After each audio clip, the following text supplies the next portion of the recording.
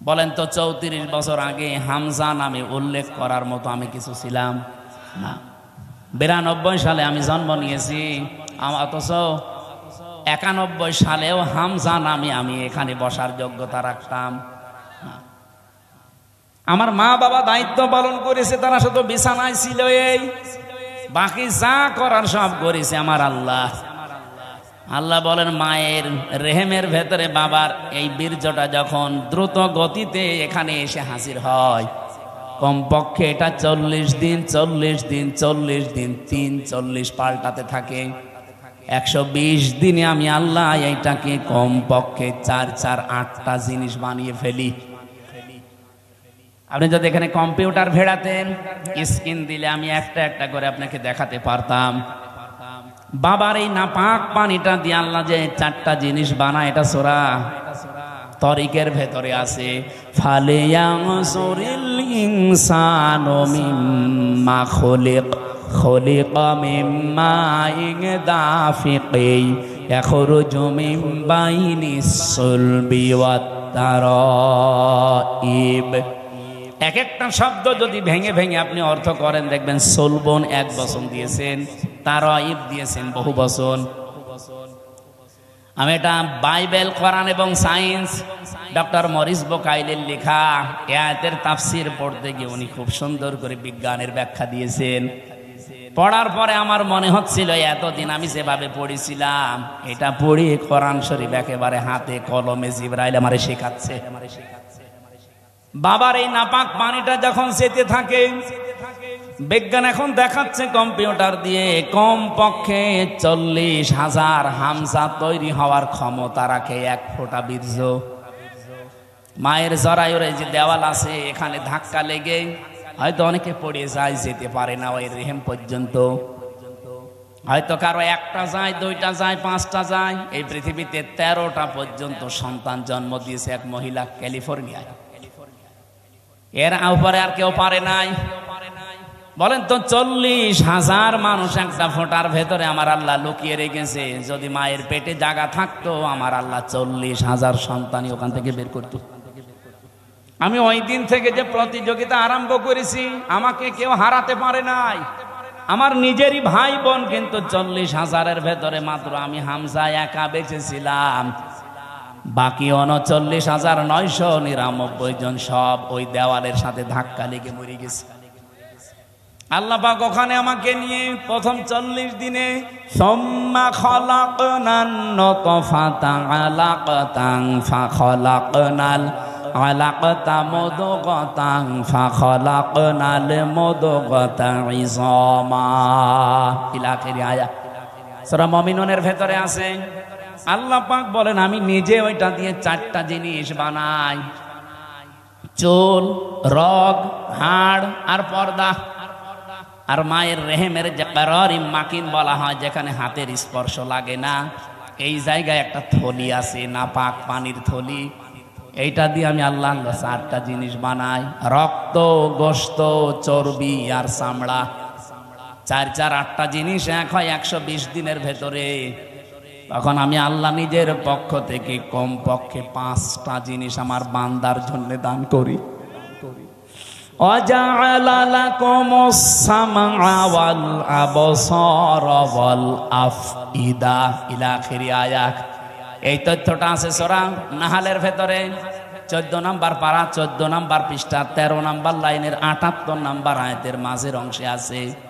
আল্লাহ বলেন শ্রবণ শক্তি, দর্শন শক্তি, বাক শক্তি, আকেল শক্তি আর ঘ্রাণ শক্তি, এই 5টা আমি আল্লাহ আমার রব নামের কারণে তোরে ভিক্ষা দিয়েছি।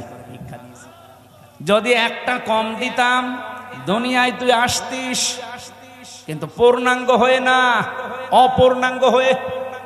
বলেন তো রব নামের কারণে যে 5টা জিনিস আল্লাহ দয়া করে আমারে দিলেন, যদি দর্শন শক্তি না দিত তাহলে আমি আসতাম কিন্তু কানা হয়ে। অনেক কানা মানুষ আসে না? বলেন বলেন। আল্লাহ পাক যদি বাক শক্তি না দিত, কথা বলা, তাহলে আমি আসতাম কিন্তু বোবা হয়ে। আমাকে যদি আল্লাহ শ্রবণ শক্তি না দিত, আমি আসতাম কিন্তু কালা হয়ে। যদি আকেল শক্তিটা না দিত, আসতাম কিন্তু পাগল হয়ে। অনেক পাগল আসে না?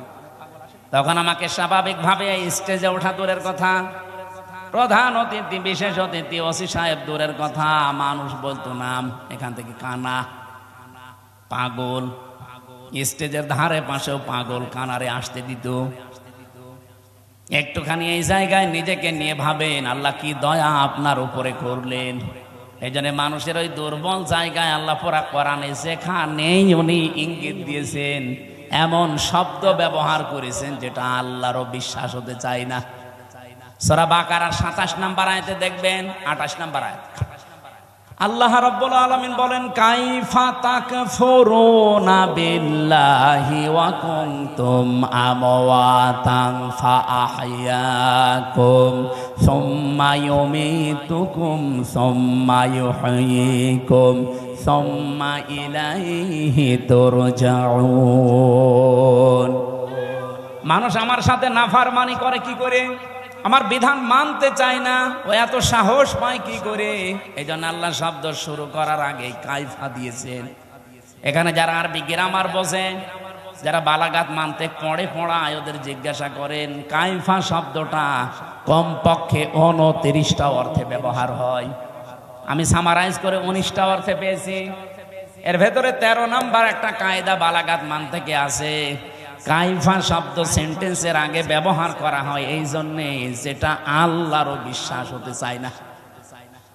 আল্লাহ বলেন কাইফা তাকফুরুনা বিল্লাহ, মানুষ আমার সাথে নাফরমানি করে, কুফরি করে, আমার বিধান মানতে চায় না। কেমন করে? অথচ মৃত ছিল, ওকে আমি জীবন দিয়েছি। আল্লাহরও বিশ্বাস হচ্ছে না যে লোকটা আমার সাথে কুফরি করতে পারে, এজন্য শব্দ দিয়েছেন কাইফা। এজন্য মানুষ আমরা যখন কুফরি করি, আল্লাহর নিয়ামতের শুকরিয়া আদায় না করে নাফরমানি করি, তখন আল্লাহ আশ্চর্য হয়ে থাকে যে কি এও আমার সাথে নাফরমানি করতে পারে, অথচ কি ছিল? মৃত ছিল। বলেন বলেন। ওখান থেকে আমি আল্লাহ 6 মাসের পরে ওরে জীবন দিলাম। বিজ্ঞান এখন দেখাচ্ছে মানুষের মায়ের পেটে 6 মাসের আগে পর্যন্ত কিন্তু জীবন দেওয়া হয় না। এর আগে বিভিন্ন স্ট্রাকচার তৈরি করা হয়। 360টা হাড় দিয়েছেন আল্লাহ, জোড়া দিয়েছেন, 9768 প্রকার চামড়া দিয়েছেন শরীরে। এক এক জায়গার চামড়ার গুণাগুণ এক এক রকম। কমপক্ষে আপনার বিভিন্ন জায়গায় যে চামড়াগুলো আছে, চামড়ার সাথে এমন কিছু সেট করা আছে, এই যে শুধু এই চামড়াটুকুতে 153টা রগ দেওয়া আছে, রেখা। পৃথিবীর আজ পর্যন্ত কোন মানুষের এই জায়গাটা একজন আর একজনের সাথে মেলে নাই, কিয়ামতের আগে মিলবেও না। 153টা রেখা যদি কেটে যায়, আমি আপনার দেখবেন ঠিক হয়ে যাবে। আমার এই জায়গাটায় ছোটবেলায় একবার কাজ ঢুকে নষ্ট হয়ে গিয়েছিল। আমি পরে সাপ নিয়ে দেখেছিলাম যে না ঠিক হচ্ছে না, কিছুদিন পরে দেখি আগেরটায় আবার ফিরে গেছে। তাহলে এইটা কিয়ামতের আগ পর্যন্ত আমার সাথে 153টা রেখার কারো মিলছে না, মিলবেও না। এর পেছনে একটা শক্তি কাজ করছে, তিনি কে? শুধুমাত্র জহব্বা বানিয়েছেন আল্লাহ। এই যে জহব্বা বলা হয় জিবা, বিজ্ঞান এখন এই জহব্বা নিয়ে গবেষণা করে জানিয়েছে এর ভেতরে কমপক্ষে 2 কোটি আস্বাদন স্তর আছে, স্বাদ নেওয়ার স্তর আছে। এই পৃথিবীতে যত বড় রেস্টুরেন্ট হোক, রেস্তোরাঁ হোক, হোটেল হোক, 2 কোটি খাবার রান্না হওয়ার কোন হোটেল আপনি পেয়েছেন? হ্যাঁ, আমি এই বয়সে আমার মনে হয় কতগুলো দেশ আমি ঘুরে আসলাম, পৃথিবীর কোন উন্নত দেশেও এত প্রকার খাবার আমি পাইনি। সর্বোচ্চ খাবার পেয়েছি 180 প্রকার। এই যে গাজীপুরের কাপাসে একটা হোটেল আছে নিরিবিলি, তোতামিয়া, ও খাবার রান্না করে 180 প্রকার পর্যন্ত খাবার ওর হোটেলে আমি পেয়েছি। একটা মাহফিল দিয়েছি, বললাম খাবার দেন তো কি কি আছে দেখি। এটা কি? কাঁঠালের পাতা ভর্তা। কাঁঠালের পাতা ভর্তা বলে এও একটা তরকারি, আর এইটা বাঁশের পাতা ভর্তা। মানে সারা দুনিয়া কুড়িয়ে মাত্র 180 প্রকার, আর আমার দেহবার ভেতরে আল্লাহ স্বাদ নেওয়ার স্তর দিয়েছেন কত? 2 কোটি। কিয়ামত পর্যন্ত দিলেও তো স্বাদের স্তর শেষ হবে না। এই স্তরটা আল্লাহ দেয় কখন? বিজ্ঞান এখন জানাচ্ছে কমপক্ষে যখন 6 মাস হয়ে যায়, 6 মাসের পরে তখন আপনার ভেতরে আল্লাহর রূহ দেয়। এটা আল্লাহর সিদ্ধান্ত। রূহ কি? আল্লাহর হুকুম বা সিদ্ধান্ত। ওরা যে বলছে সিদ্ধান্ত আমার, দেহ আমার, আরে ভাই দেহ আপনার না, সিদ্ধান্ত আপনার না। এ দেহ বানিয়েছে ওই যে শুরু থেকে কে বলেন তো? আরো জোরে বলেন। মা বাবার কি দায়িত্ব ছিল? সূরা ওয়াকিয়ার ভেতরে আছে, ওরা শুধু বিছানায় ছিল, এই শেষ। বাকি যা করছে ওখান থেকে, সেই বীর্য থেকে হামজা পর্যন্ত কে? 6 মাস পরে যখন ক্ষুধার উদ্রেক দেখা দেয়, আল্লাহ পাক তখন নিজে খাবার সরবরাহ করার জন্য, তার যে রাজ্জাক নামটা আছে, ওই রাজ্জাক নামের কারণে দুনিয়ার কোনো খাবার দিলে তো আপনি হজম করতে পারবেন না, কারণ আপনার দাঁত নেই। আছে? এই জন্য মায়ের মাসিক অসুখ বন্ধ করে দিয়ে ওই নাপাক রক্তটা আল্লাহ মুখ দিয়ে দেয় না, নাভির ভেতর দিয়ে পাস করে আমাকে বাঁচিয়ে রাখে। নবীজি বলেন আল্লাহ মুখ দিয়ে না দিয়ে নাভি দিয়ে দিয়েছে কেন জানো? পৃথিবীতে আল্লাহর বান্দারা এসে যেন এই মুখ দিয়ে কোনো নাপাক জিনিস ভেতরে না দেয়।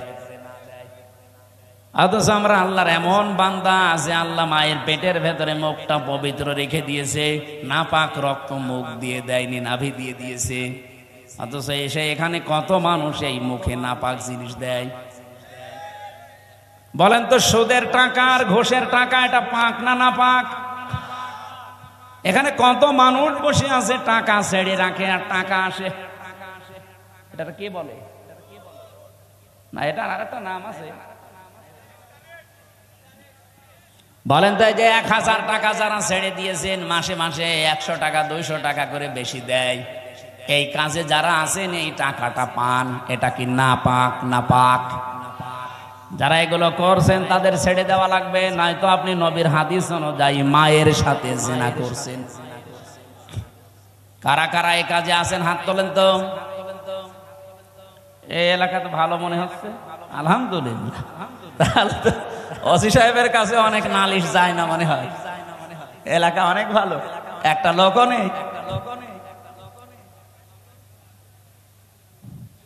যারা এই যে নাপাক জিনিসগুলোর ভেতরে অন্যতম আর একটা এলাকায় চলে কিনা আমি জানি না, বিড়ি আছে, এটা ছেড়ে দেবে, এটা বদ অভ্যাস। ওটা খেলে মুখ পর্যন্ত আমার মনে হয় গন্ধ হয়ে যায়। যারা খায় তারা তো টের পায় না, যারা পাশে দাঁড়ায় তারা টের পায়। আপনি একটু চিন্তা করেন না, আপনার এই নাভির ভেতর দিয়ে আল্লাহ পাস করে আপনাকে বাঁচিয়েছে, কেন মুখ দিয়ে ওটা দিতে পারতো না? আল্লাহ জানে যে আমার বান্দা এই নাপাক জিনিস আমি মুখ দিয়ে দিলে এই মুখটা নাপাক করে ফেলবে। আমি চাই এটা পবিত্র থাক, দুনিয়ায় যে আমি আল্লাহর পবিত্র নাম যেন উচ্চারণ করে। সুবহানাল্লাহ বলতে পারেন না? 6 মাসের পরে যখন রূহ এসে গেছে, খাবারের উদ্রেক দেখা দেয়।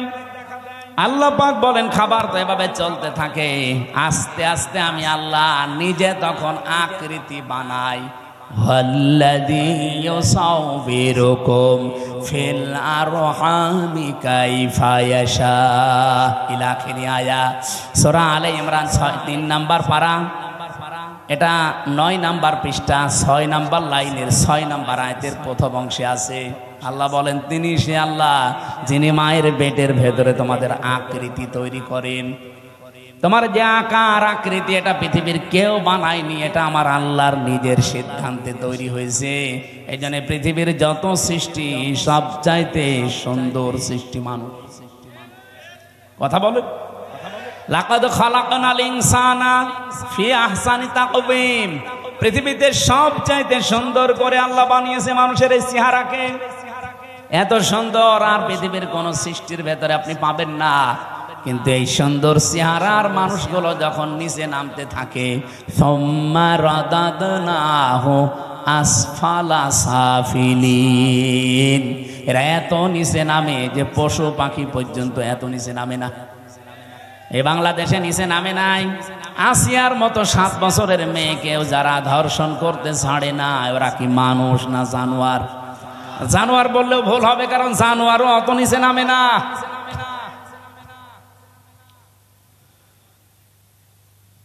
কোরআনে কারিমের সূরা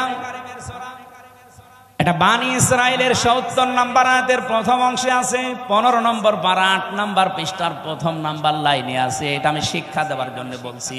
ওয়ালাকাদ কাররামনা বানি আদম, আল্লাহ পাক বলেন বনি আদম সন্তানকে আমি আল্লাহ সম্মানিত করেছি। কে? আরো জোরে। বনি আদম সন্তান হলেই হবে, সে কোন ধর্ম মানে ওটা তার ব্যাপার, কিন্তু বনি আদম সন্তানকে আমি সম্মান দিয়েছি। আল্লাহ এখানে বলেন না যে আমি মুসলমান সন্তানকে সম্মান দিয়েছি, না। বনি আদম সন্তান যারা, মানুষ পদবাচ্চা বিবেচিত যারা, তাদের সম্মান দিয়েছে কে? কিন্তু দুঃখজনক হলেও সত্য, এই বাংলাদেশে এই সম্মানিত সৃষ্টি মানুষের সম্মান নিয়ে সবচাইতে বেশি সিনিমিনি খেলা হয়েছে। ৫৪ বছর তো বটে, ১৫.৫ বছর আরো বেশি। আমরা চাই আগামীতে এই সম্মানিত সৃষ্টি আল্লাহ যাদের সম্মান দিলেন, এই বনি আদম সন্তানের সম্মান নিয়ে কেউ যেন সিনিমিনি খেলতে না পারে। আমার কথার অর্থ আপনি বুঝেছেন? আপনি না বুঝলেও এরা বুঝেছে। আগামীতে কেউ যেন এদের সম্মান নিয়ে সিনিমিনি খেলতে না পারে, সেই ব্যবস্থা করা লাগবে। যারা এই ব্যবস্থা ভেঙে দিয়েছিলেন, ওইটা আবার জোড়াতালি দেওয়া লাগবে। আল্লাহর কথা তো অনেক ওজন, আপনি টের পাননি, আমি অনেক ভেতরে চলে গেছি। এই সম্মানিত সৃষ্টির সম্মান আমরা চাই, এদের শান্তি, স্বস্তি, নিরাপত্তা, কল্যাণ আমার আল্লাহর পক্ষ থেকে। যে মানুষগুলো তাদের ঈমানের সাথে শিরিক এবং জুলুম মিশ্রণ করবে না, তাদের জন্য। জুলুমকে, যেই জিনিস যেখানে রাখা দরকার ওইটা ওই জায়গায় না রেখে অন্য জায়গায় রাখার নাম জুলুম। এই যে মাথার এই টুপিটা থাকা দরকার মাথায়, এটা যদি কেউ পায়ের কাছে রাখে, টুপির সাথে জুলুম। এই কথা বলছেন না কেন? আমার স্যান্ডেল আমি পেছনে রেখে দিয়েছি, এটা থাকার দরকার পায়ের কাছে, এটা যদি আমি মাথায় নিয়ে বসে থাকি, এটা সেই স্যান্ডেলের উপরে জুলুম। কারণ যেখানে যার স্থান ওইটা ওই জায়গায় রাখা লাগবে। আল্লাহ পাক এই কোরআনকে পাঠিয়েছেন এই পৃথিবীর ময়দানে সবচাইতে উঁচু জায়গায় রাখার জন্য। আর বাংলাদেশে সবচাইতে উঁচু জায়গা এখন সংসদ। এক কথা বলছেন, আমরা চাই এই কোরআন সংসদে যাক। অধ্যাপক মুজিবুর রহমানের মতো মাত্র ৩০০ এমপির ১৫১ জন যদি সামনে এই নির্বাচনে কোরআন বুকে নিয়ে যেতে পারে, এটা উপরে উঠে যাবে। কি এই কথা বলে না কেন? ৩০০ জন লাগবে না, মাত্র ১৫১ জন অধ্যাপক মুজিবুর রহমান আমরা চাই, যারা কোরআন বুকে নিয়ে যেতে পারবে। আর সংসদের প্রথম অধিবেশনে তারা বিল আনবে। মাননীয় স্পিকার, আমরা নামাজের আর যাকাতের বিল চাই। উনি যখন বলবে হাত তোলেন, ১৫১ জন যদি হাত তুলে ফেলে, ওই দিন নামাজটা কায়েম হয়ে যাবে দেশে, যাকাতটা সরকারি ভাবে কায়েম হয়ে যাবে। তখন আর নামাজের ওয়াজ, যাকাতের ওয়াজ করা লাগবে না। ভালো কাজগুলো সব আইন পাশের মাধ্যমে চালু হয়ে যাবে। অন্যায় কাজ, অবৈধ কাজ সব আইন পাশ করে বন্ধ করে দেওয়া হবে। সূরা হজের এই ৪০-৪১ নাম্বার আয়াতে ৪টা কর্মসূচি আছে। আমরা চাই মানুষের শান্তি, স্বস্তি, নিরাপত্তা, জুলুম থেকে বাঁচার জন্য এই ৪টা কাজ রাষ্ট্রীয়ভাবে জারি হোক। ৫৪ বছরে যারা গেছে জারি করে নাই, এবার যারা যাবে তারা যেন করে, সেই ব্যবস্থা করে দেওয়ার দায়িত্ব ফেরেশতাদের। কাদের? বলেন বলেন। আমি যে আয়াতের শেষ অংশ পড়েছিলাম এই সংক্রান্তই আমি এসেছি এবার জায়গা মতো। আল্লাহ পাক বলেন, কাবুর আলাল মুশরিকিনা মা তাদউহুম ইলাই। আমি ওই কমিশনের এটা বাদ দিয়ে দিলাম। আমি একটা শিক্ষা দিতে চেয়েছিলাম, আমার মনে হয় আপনারা বুঝে ফেলেছেন যে দেহ আমার, সিদ্ধান্ত আমার, এটা আল্লাহর সাথে শিরিক। কারণ দেহ আমার না, সিদ্ধান্ত আমার না। দেহ আল্লাহ বানিয়েছে, সিদ্ধান্ত তার। ওটা সূরা আরাফের ৫৪ নম্বর আয়াতের মাঝের অংশে আছে, আপনি বাড়িতে তাফসীরে দেখে নিন। আমার আয়াত হচ্ছে সূরা শূরার ১৩ নম্বর আয়াতের শেষের অংশ। আমরা যদি সত্যি এই দেশে ১৫১ জনকে সংসদে পাঠাতে চাই যারা বুকে কোরআন নিয়ে প্রবেশ করবে, এই কথা শুনলে সবচাইতে বেশি রাগ করবে মুশরিকরা। এই জন্য কাবুর আলাল মুশরিকিনা মা তাদউহুম ইলাই, হে নবী, আপনি যেদিকে ডাকতেছেন মানুষকে যে আনাকিমুদ্দিন, যেটা অধ্যাপক সাহেব পড়ছিলেন, নামাজের মতো, রোজার মতো, যাকাত দেওয়ার মতোই ফরজ হচ্ছে আল্লাহর এই জমিনে আল্লাহর বিধানটা কায়েম করা। এই পৃথিবীতে যত নবী আল্লাহ পাঠিয়েছেন, শুধু 2 জন নবী বাদ দিয়ে প্রত্যেক নবীর উপরে তাদের আসল মিশন আর ভিশন ছিল এইটা, আনাকিমুদ্দিন ওয়ালা তাতাফাররাকু ফি, দিন কায়েম করো, কোনো ফতোয়াবাজি করবা না। এই বাংলাদেশে এরকম একটা পরিবেশ তৈরি হচ্ছে, দল মত জাতি বর্ণ ধর্ম নির্বিশেষে সবাই গোবিন্দ পরামানিকের মতো মানুষ বলছে এই দেশে ইসলাম কায়েম হলে আমরা সবচাইতে নিরাপদে থাকতে পারবো। আর আপনি কি বলছেন? কি সে একটা হিন্দু মানুষ যদি কথা বলতে পারে?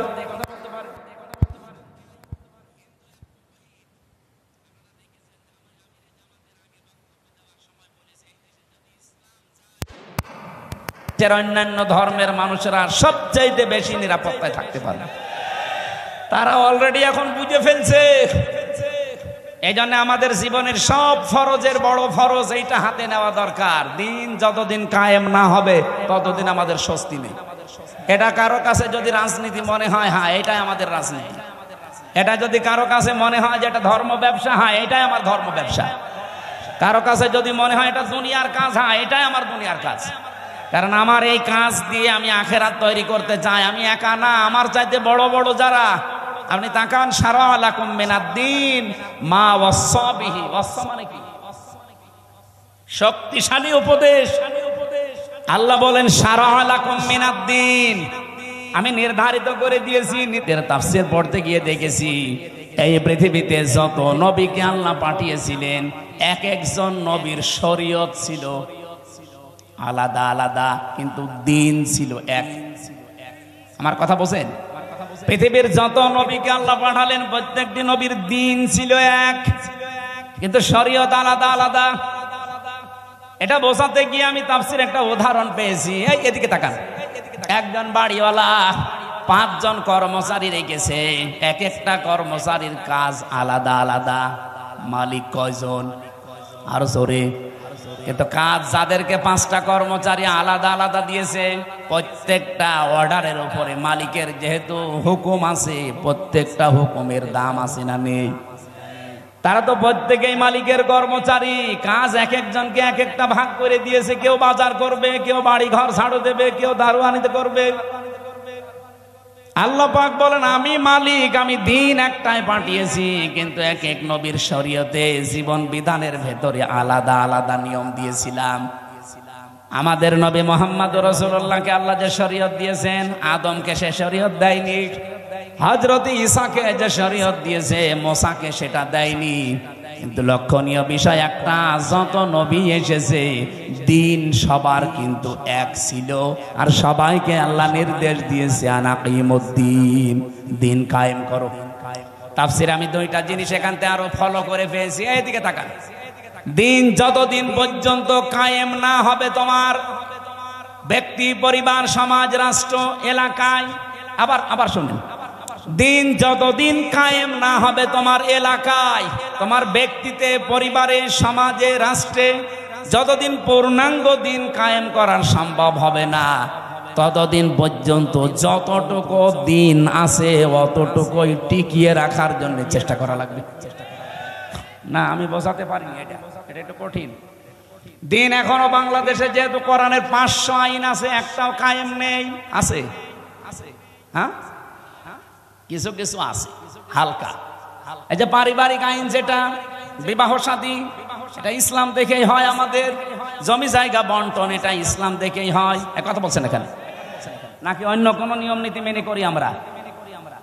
হ্যাঁ, সে ব্যক্তিগত কিছু মানুষ আলাদা আলাদা করতে পারে, সেটা আলাদা, কিন্তু আমরা অধিকাংশ মানুষ অন্তত পারিবারিক জীবনী আইনগুলো এখনো আছে।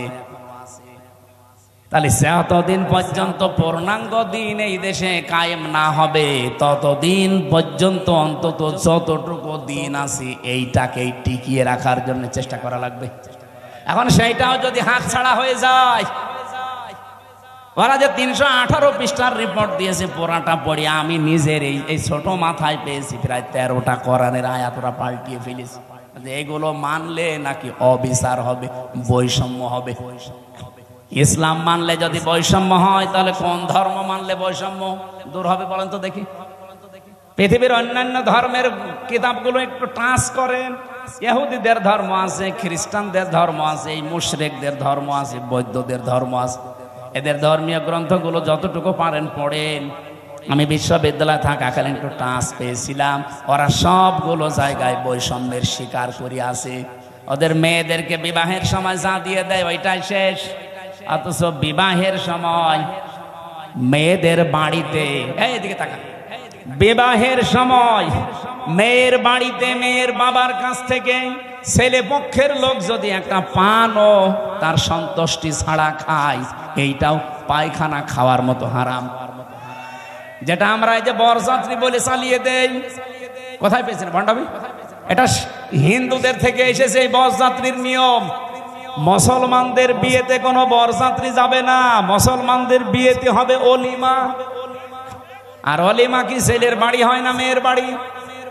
হ্যাঁ, ছেলের বাড়ি। এলাকায় কি বরযাত্রী দেওয়ার সিস্টেম আছে? এটা বন্ধ করা লাগবে। কোন বাড়িতে এখন আর বরযাত্রী যাওয়া যাবে না, কারণ মেয়েদের সম্মান মর্যাদা নবীজি নিজে এত বাড়িয়ে দিয়েছেন।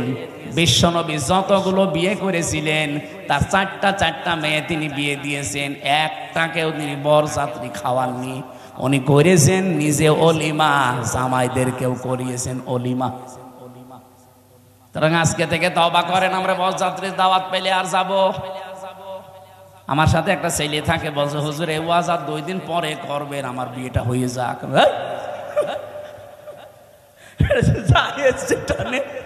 জায়েজ নেই তো জায়েজ নেই, ওইটা আমি জায়েজ করবো মানে আজকে থেকে হারাম।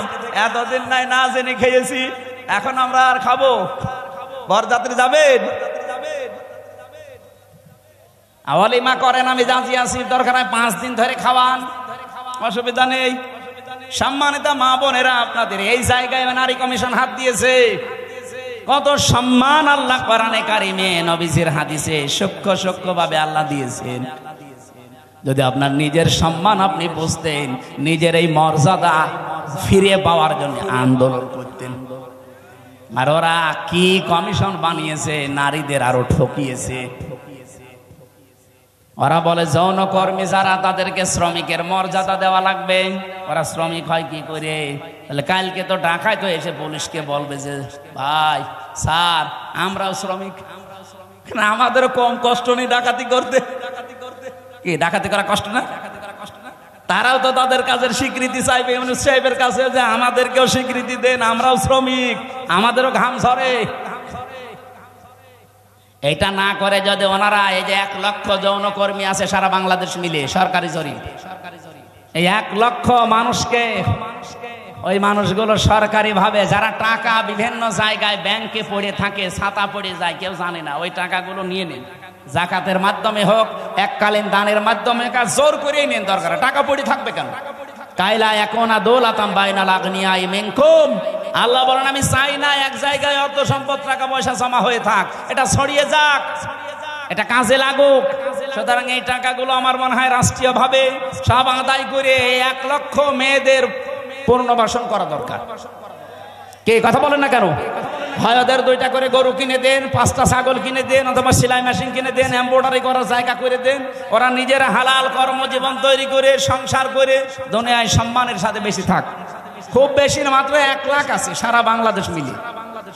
গোপনে গোপনে যেগুলো আছে ওগুলো বাদ দিলাম। এই কাজ আপনারা কোন নিয়মে লিখলেন? এটা কোরআনের বিরুদ্ধে আছে, এমনকি মানব অধিকারেরও বিরুদ্ধে। যারা এই যে রাজবাড়ী গোয়ালন্দ ঘাটে যারা কাজ করছে, যশোরে কাজ করছে, নারায়ণগঞ্জে কাজ করছে, এই মানুষগুলো যারা যায় এখানে, এরা কি মানে নিয়ম নীতি মেনে যায়? আপনারা ওসব বুঝবেন না, আপনাদের বলার দরকার। এই কাজগুলো যারা করছেন, কিছুদিন পরে দেখবেন এদের HIV এইডস হবে। তা আপনি তো একটা জাতিকে ধ্বংস করার রাস্তায় নামিয়ে দিচ্ছেন। আমি আরো নিচে নামতে পারতাম, নামলাম না। বাস্তবতা এইটাই, মেয়েদের যে সম্মান ওরা আসলে বোঝে না। ওরা নিজেরা তো আমার মনে হয় মেয়ে না। ওদের 10 জনের চেহারা দেখলাম টিভির পর্দায়, একটাকেও আমার মেয়ে মনে হয় না। মেয়েদের তো একটা কাটিং কুটিং থাকে, কোন কাটিং এর মেয়ে লোক? এখানে যারা পুরুষ মানুষ আছে, আমার মনে হয় আমি আওয়াজ দিলাম যে পুরুষ যারা পুরুষ প্যান্ডেলে আসেন, মহিলা যারা মহিলা প্যান্ডেলে যান, আর যারা ওই যে বিড়ি খেয়ে বেড়াচ্ছে ওরা কি? ওরা পুরুষও না মহিলাও না, ওরা কি? হিজড়া। আমার মনে হয় ওই 10 জন যে কমিশনে আছে এগুলো একটা মেয়ে লোক না, পুরুষও না, ওই হাফ। এই জন্য উল্টা পাল্টা রিপোর্ট দিয়েছে। এদের রিপোর্ট মানা তো দূরের কথা, এ কমিশনই বাংলার মানুষ মানে না। এই কথা বলেন না কেন? ওদের কমিশন যদি মেনে এই বিবেক বহির্ভূত কাজ করা হয়, এমন দাবানল জ্বলবে না। ওরা তো 112টা মেশিন দিয়েও পারছে না, আপনি সারা দুনিয়া এনেও পারবেন না। আমি ইঙ্গিত দিলাম, আশা করি আপনি বুঝেছেন। এরকম কোন বিবেক বহির্ভূত কাজ এই দেশে আমরা কেউ করব না, সাপোর্টও করব না। তাহলে ভুল সিদ্ধান্ত আল্লাহ নিজে চাপিয়ে দেবেন, তখন কন্ট্রোলের বাইরে চলে যাবে। আল্লাহ আমাদের হেফাজত করুন। তা আমরা বলছিলাম দিন যতটুকু আছে এতটুকু টিকিয়ে রাখা লাগবে, এটাও একটা আনাকিমুদ্দিন। পূর্ণাঙ্গ যতদিন কায়েম না হয়, যেহেতু এই দেশে এখনো অলিমার সিস্টেম নেই না, আছে আছে কিছু কিছু জায়গায়। স্যার আপনি কি অলিমা করেছেন? এনে একজন করি, এছাড়া অনেক করি, অনেক বর চাকরি দান্দায় আছে। আমিও তো ওনার মতো, আমি বেশি মানুষ নেইনি, মাত্র 7-8 জন নিয়েছি। শ্বশুরকে বলেছি দরকার 170 জন খাওয়িয়ে দেবো। এই সময় তো বুঝতাম না। না, আমরা এখন যেহেতু বুঝে ফেলেছি এই সিস্টেম, এখন মেয়ের বাপের উপরে জুলুম বন্ধ করা লাগবে। এখন থেকে আমার অলিমা শুরু হবে। বরযাত্রী খাওয়া কি জায়েজ নেই। এখন মেয়ের বাবা খাওয়াতে, কেমন মেয়ের বাবা এমন পাগল আছে যে আপনার মতো 500 পাগলকে খাওয়াবে? আমি বারবার এ কথা বলছি কেন, আমার মেয়ে 3টা, আমার বাঁচা লাগবে না? না, একটু ট্রেনে করলাম, অন্তত যাদের ছেলে আছে তারা এখন বুঝে মরুক। আমি তো বেঁচে যাব। মেয়ের বাবার অনেক সম্মান। নবীজি বলেন কেউ মেয়ের বাবাকে ছোট চোখে দেখবা না, মেয়ের বাবাকে খারাপ কথাও বলবা না, কারণ আমি নবী মুহাম্মদ রাসূলুল্লাহ নিজে মেয়েদের বাবা। সুবহানাল্লাহ বলতে পারেন না? কোন ঘরে যদি একটা মেয়ে লোক আসে, সঙ্গে সঙ্গে 4 জন ফেরেশতা চলে আসে। কোন পরিবারে একটা ছেলে এসেছে, সঙ্গে সঙ্গে একটা ফেরেশতা আসবে, এ কথাও নেই।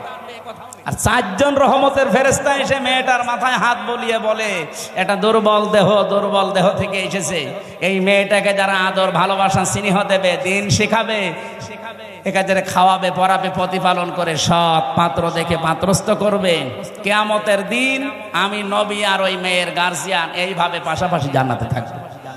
কোন ছেলের ব্যাপারে এমন কথা হাদিসে আছে নেই। এই জন্য মেয়ে হলে যারা রাগ করেন, মন খারাপ করেন, করবেন না ভাই। আমি নিজে সহ যাদের মেয়ে আছে আমরা খুশি হব যে আল্লাহ আমাকে দয়া করে জান্নাতের অধিকারী বানিয়েছেন। বলেন সুবহানাল্লাহ।